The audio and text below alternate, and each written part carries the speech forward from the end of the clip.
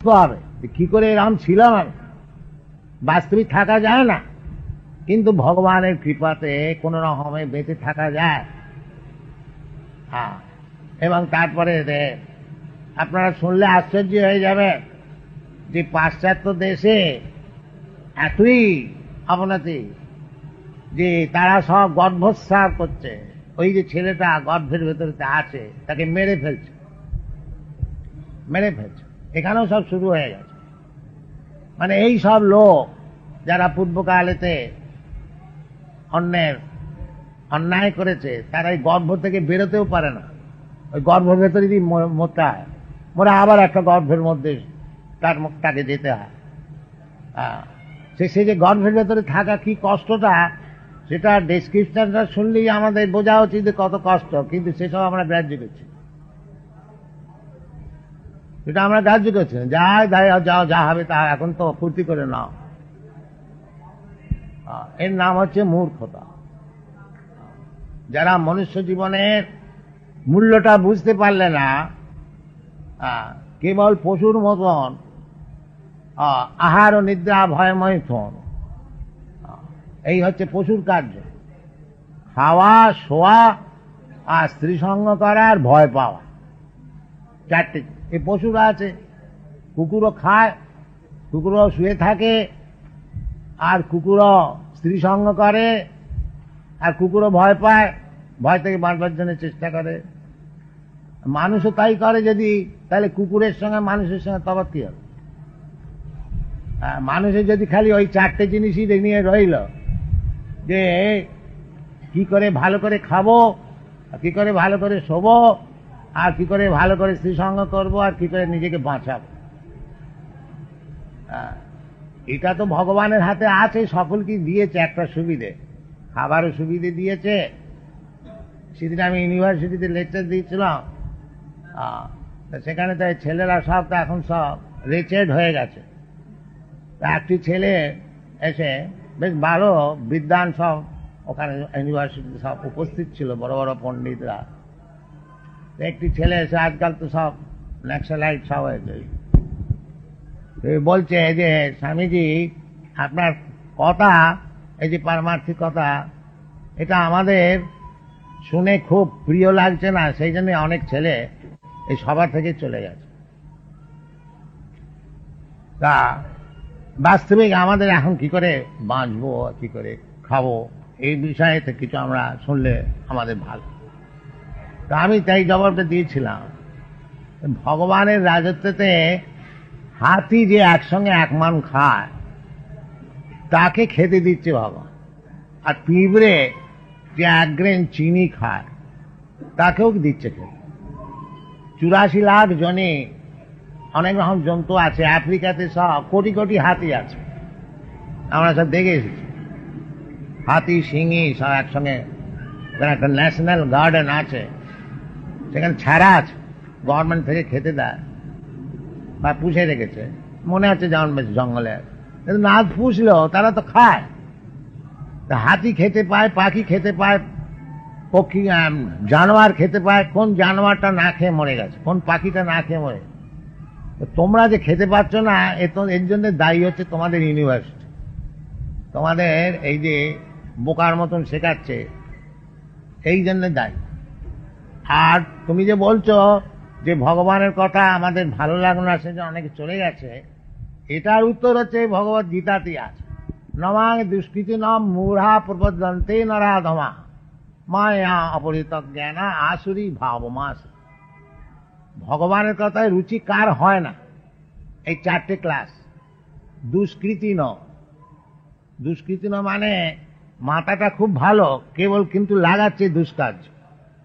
কৃতি, কৃতি মানে হচ্ছে মেরিটোরিয়াস, যার মেরিট খুব ভালো, কিন্তু কথাটা ব্যবহার হয়েছে দুষ্কৃতি। যারা চোর, জোচ্চোর, বদমাইশ, তাদের যে মাথা নেই কথা বলা যাবে না। মাথা খুব আছে ভালো, কিন্তু লাগায় ওই পাপ কাজেতে লাগায়, তাদের বলা হয়েছে দুষ্কৃতি। নমাং দুষ্কৃতি নাম মূঢ়া। আর এক ক্লাস আছে বোকাল। মূঢ়া মানে হচ্ছে গাধা। গাধা কেন বলা হয়েছে? বিশ্বনাথ চক্রবর্তী কর্মীদেরকে গাধা বলেছে। কেন বলেছেন? না, গাধা, ধোবার গাধা, 10 মণ কাপড় মানে পিঠেতে বোঝা নিয়ে নড়তে পারছে না, কিন্তু যাচ্ছে সেই ঘাটেতে, তার একখানাও কাপড় নয়। আর তারপর থেকে এত বোঝা বইছে কি জন্যে? না, ওই ধোপা তাকে দুটি ঘাস দেবে খেতে। আর ঘাস তো সমস্ত জায়গায় ছড়াছড়ি রয়েছে, কিন্তু ওকে গাধা বলা হচ্ছে কেন? সে মনে করছে এই ঘাস আমি এই ধোপার কাছে ছাড়া আর কোথাও পাবো না। এই বুদ্ধির জন্য তাকে গাধা বলা হয়েছে। এই সব বড় বড় সব বিজনেসম্যান, আমাদের তো সকলের সঙ্গে মিশতে চিন্তা কি পরিশ্রম করে, হ্যাঁ, কিন্তু বাড়িতে যে খায় হয়তো 2খানা কি 4খানা রুটি, বাস। আর কে যে খাচ্ছে, কে ভোগ করবে সে বিষয় না, হয়তো কিছুই খায় না। ডাক্তার হয়তো বারণই করে দিয়েছে তুমি কিছু খেতে পারবে না, সাবু ছাড়া। কিন্তু সে চিন্তা করে না যে আমি তো এই 4খানা রুটি খাই, এর জন্য এত পরিশ্রম করছি কেন? মনুষ্য জীবনটা কি এই গাধার মতন পরিশ্রম করবার জন্য হয়েছে নাকি? হ্যাঁ, না, মনুষ্য জীবনটা আছে অথাত ব্রহ্ম জিজ্ঞাসা। এই মনুষ্য জীবনটা হয়েছে ভগবানের বিষয়ে জিজ্ঞাসা করবার জন্য, এই গাধার মতন খাটবার জন্য না।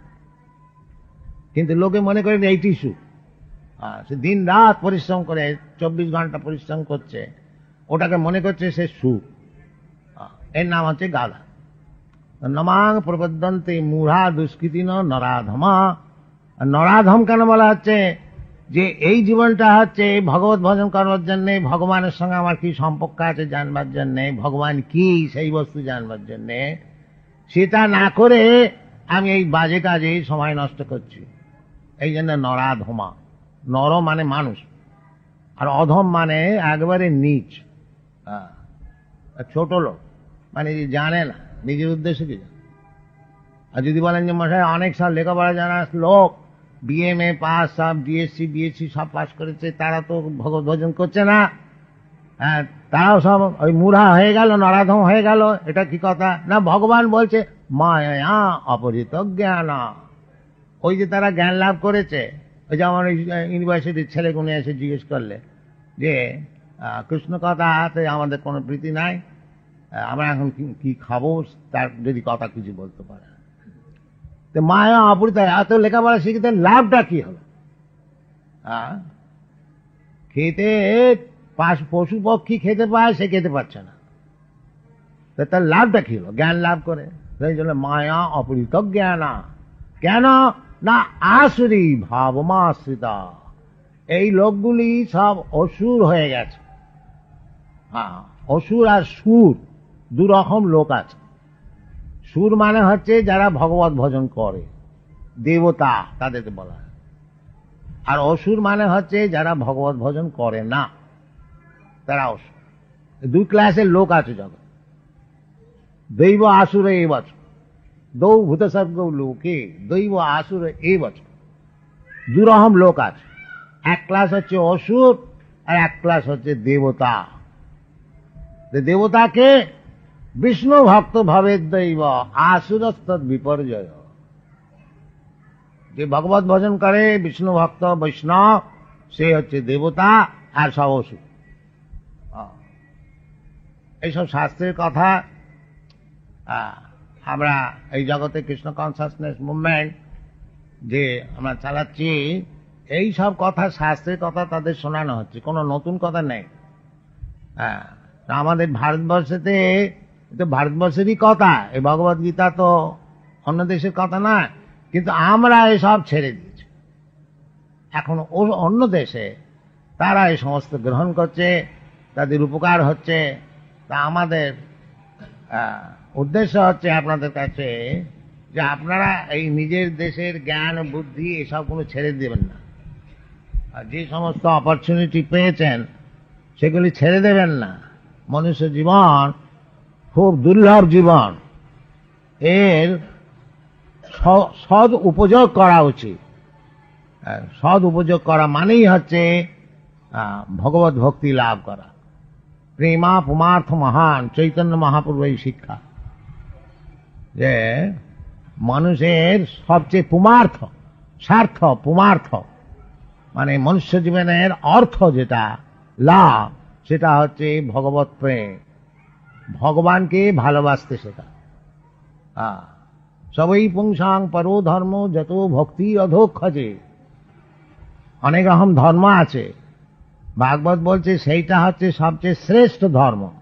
সেটা কি না, যত ভক্তির অধোক্ষজে, যে ধর্মের দ্বারাতে ভগবত ভক্তি হয়, যেটা ভগবান নিজে শিক্ষা দিচ্ছেন। সর্বধর্মান পরিত্যাজ্য মাম একং শরণং ব্রজ, এইটাই হচ্ছে ধর্ম। আসলে ধর্ম টর্ম কিছু না।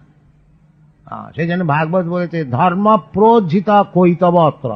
ওই চালাকি ধর্ম, ছল ধর্ম, চিটিং ধর্ম এইসব ভাগবতেতে নাই। পরম নির্মৎসরাণাম সতাং বাস্তব বস্তু বেদম অত্র অত্র শ্রীমদ ভাগবতে। পরম নির্মৎসরা, যারা নির্মৎস, সংসারেতে সকলেই মৎস্য। মৎস্য মানে হচ্ছে যে পরের উন্নতি দেখতে পারে না, তাকে বলে মৎস্য। এইটা হচ্ছে এই জগতের নিয়ম। আমার নিজের ভাইও যদি উন্নতি করে আমি হিংসা করব। ও আমার ভাই তো অনেক বেড়ে গেল, আমি তো কিছু করতে। আর বৈকুণ্ঠ জগতের কথাটা অন্যরকম। বৈকুণ্ঠ জগতে সেখানে যদি আমার চেয়ে কেউ বেড়ে যায় তাহলে তাকে সুখ্যাতি করবো যে ও ইনি কত বড়, আমার চেয়ে কত বেড়ে গেছেন, আমি তো ভগবানের সেবা কিছু করতে পারিনি, ইনি কত করেছেন। এটা হচ্ছে বৈকুণ্ঠ জগতের উপলব্ধি। আর ভৌতিক জগতের উপলব্ধি হচ্ছে ও আমার চেয়ে বেড়ে গেল, ওকে কি করে ডাউন করতে হয়। সেই জন্য ভগবত ভক্তি তত্ত্ব যেটা, সেটা শাস্ত্রেতে বলছে পরম নির্মৎসরাণাং সতাং, যাদের মৎসরতা নাই। সেই জিনিসে আসতে হলে এই ভগবত ভক্তির দ্বারাতেই সে সমস্ত আসে।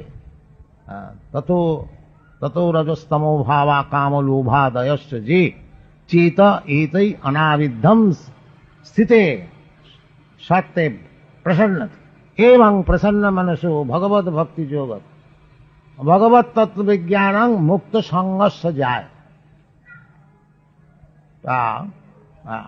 কথা বলতে গেলে অনেক বেড়ে যাবে।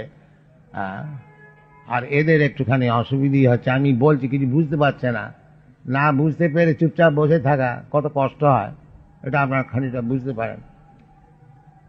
সেই জন্য অনেকেই উঠেও গেছে, ও ব্যাচে কিছু বুঝতে পারছে না, ইংরেজিতে শোনে তো। তো যাই হোক, আপনাদের কাছে এই প্রার্থনা যে রাধা গোবিন্দের মন্দির জন্মকাল থেকে আমার ব্যক্তিগত সম্পর্ক, সেই জন্যে আজ 70 বছর, আমার 77 বছর হলো। 77 বছর কি 75 বছর পূর্বেতেও এই রাধা গোবিন্দকে দর্শন করেছি, আজও দর্শন করছি। আপনাদের কাছে প্রার্থনা যে সব ভগবত গীতা ভালো করে পড়ো, কৃষ্ণকে বোঝবার চেষ্টা করো, ব্যাস। আর সব সময় কৃষ্ণ চিন্তা করো, তাহলে জীবন সফল হবে। আর তা নাহলে মনুষ্য জীবনটা বিফল যাবে। হরি হরি বিফলে জনম গোয়াইন, নরোত্তম দাস ঠাকুর গান গেয়েছে। হরি হরি বিফলে জনম গোয়াইন, মনুষ্য জনম পাইয়া রাধা কৃষ্ণ না ভজিয়া, জানিয়া শুনিয়া বিষ খাইন। আমি মনুষ্য জীবনটা পেলাম আর রাধা কৃষ্ণ ভজন করলাম না, তার মানে আমি জেনে শুনে বিষ খেয়েছি। বাস্তবিক তাই। এই সমস্ত মহাজনের পদাবলী, হরি হরি বিফলে জনম গোয়াইন, মনুষ্য জনম পাইয়া রাধা কৃষ্ণ না ভজিয়া, জানিয়া শুনিয়া বিষ খাইন। এটা জেনে শুনে বিষ খাও। লোকে বিষ খেতে দেয়, মরে যায়, সে আলাদা কথা। আমি যদি নিজে জেনে শুনে বিষ খাই, মহাপাপ। গোলকেরও প্রেম ধন হরিনাম সংকীর্তন। এই যে হরিনাম সংকীর্তন, হরে কৃষ্ণ মহামন্ত্র, এটা এই জগতের বস্তু নয়, এটা হচ্ছে গোলকেরও প্রেমধন। যেন আমরা অনেক দূর দেশ থেকে রেডিও সংবাদ পাই কথা, সেই রকম এই হরে কৃষ্ণ মহামন্ত্র এই জগতের কথা নয়, এটা হচ্ছে বৈকুণ্ঠ জগতের কথা, নারদ মুনি নিয়ে এসেছে। গোলকেরও প্রেমধন হরিনাম সংকীর্তন, রতি না জন্মিল কেন তার? এতে আমার রতি হলো না কেন? বিষয় বিষান হলে দিবানিশি হিয়া জলে, তরিবারে না কইনু উপায়। সর্বদাই আমাদের বিষয় বিষান হলেতে হৃদয়ে জ্বলছে, এ আর কেউ অস্বীকার করতে পারবে না, যে যতই বলুক যে আমি ভালো আছি। হ্যাঁ, কিন্তু বুক জ্বলছে, সংসার ও দাবান। তা থেকে পরিত্রাণ পাওয়ার একমাত্র উপায় হচ্ছে এই হরিনাম সংকীর্তন। ব্রজেন্দ্র নন্দন যেই শচীসুত হইল সেই, বলরাম হইল নিতাই। যে পূর্বেতে যিনি ব্রজেন্দ্র নন্দন হরি, যশোদানন্দন হরি, নন্দনন্দন হরি কৃষ্ণ, তিনি আবার শচীনন্দন হয়ে এসেছেন। আর বলরাম যিনি ছিলেন তিনি নিতাই হয়ে এসেছেন। ব্রজেন্দ্র নন্দন যেই শচীসুত হইল সেই, বলরাম হইল নিতাই। পাপি তাপি যত ছিল হরি নামে উদ্ধারিল, তার সাক্ষী জগাইয়ার মাথায়। কেন আমরা সব সাক্ষী চাই তো। আজই এই আমাদের ছেলেরা এই মায়াপুরেতে আমরা তো প্রসাদ বিতরণ দেখুন খেতে দিচ্ছি, একটু দেরি হয়েছে, তারা বলছে দেরি হয়ে গেছে, রান্নাঘরে ঢুকতে চায়, মানে খাবার দাবার যা আছে জোর করে নিয়ে আসতে। তো কেউ বাধা দিয়েছে, একটু মারপিটের মতন হয়েছে। তারপরে তো তারা একবারে অনেক, তো এরা কজনই বা মারামারি করবার জন্য প্রস্তুত, কিন্তু এরা ওই কীর্তন করতে আরম্ভ করে দিল। তারা আবার ঠান্ডা হয়ে গেল, তারাই আবার সব পরিবেশন করলে। এই সত্যি কথা, পাপি তাপি যত ছিল হরি নামে উদ্ধারিল, তার সাক্ষী জগাই আর মাধব। জগাই মাধবের মতন মূর্খ সে উদ্ধার হয়ে, এরা সব করছে তা। এরাও জগাই মাধাই ছিল, এখন সব বৈষ্ণব হয়েছে, আবার অনেক জগাই মাধাইকে উদ্ধার করছে।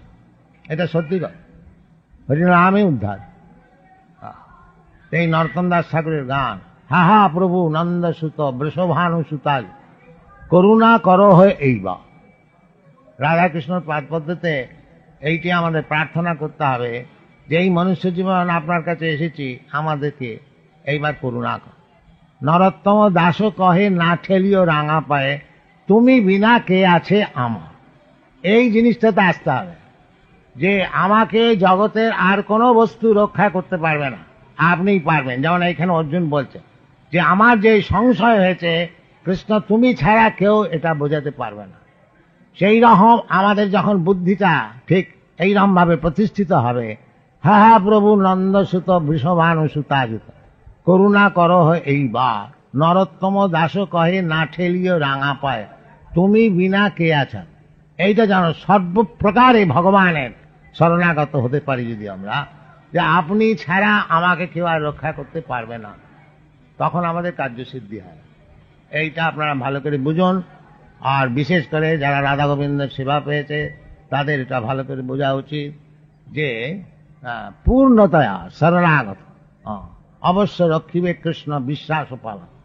কৃষ্ণ রক্ষা করবেনি, সকল কি করছেন, ভক্তকে বিশেষ করে করে। এইটা হচ্ছে আমাদের প্রচার্য বিষয়। আর আমরা জগতে সব জায়গায় প্রচার করছি, এর জন্য আমরা সব অনেক বই লিখেছি, এইসব বই রয়েছে। এইসব বই আপনারা পড়ুন, শিক্ষা করুন, আর জীবনকে সফল করুন, এটা আমাদের ইচ্ছা, আর কিছু না। আমাদের ভক্তিময় ঠাকুর যেমন গান গেয়েছেন, রাধা কৃষ্ণ বলো বলো বলো রে সবাই, এই শিক্ষা দিয়া স্বপ্ন দিয়া ফিরছে নেচে গৌরমিতা। কেন মায়ার বসে যাচ্ছ ভেসে খাচ্ছ হাবুডুবু ভাই, জীব কৃষ্ণদাস এ বিশ্বাস করলে তো আর দুঃখ না। বাস, যে কৃষ্ণদাস এই বিশ্বাসটা হলে আর কোনো দুঃখ না। এইটা হচ্ছে আমাদের প্রচার্য বিষয়। আপনারা এ বিষয়ে ভালো করে বুঝুন, চেষ্টা করুন, এইটা আমাদের প্রার্থনা। ধন্যবাদ।